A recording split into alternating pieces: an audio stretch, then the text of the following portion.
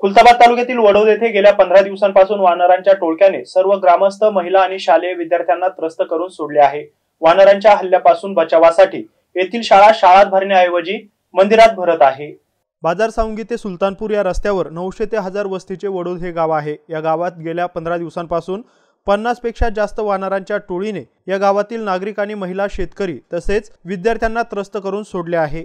महिला आणि बालके तसेच नागरिकांच्या अंगावर धावून जाणे, स्वयंपाक भाकरी पळविणे आणि शाळेतील विद्यार्थ्यांच्या अंगावर धावणे, लोटालाटी करणे अशामुळे विद्यार्थी आणि महिला वर्गात भीतीचे वातावरण पसरले आहे। यामुळे काही दिवसांपासून विद्यार्थ्यांची शाळा ही शाळेऐवजी मंदिरात भरत आहे।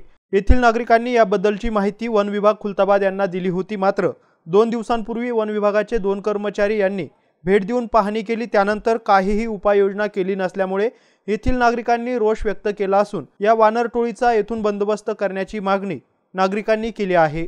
सय्यद लाल, एमसीएन न्यूज, बाजार सावंगी, खुलताबाद।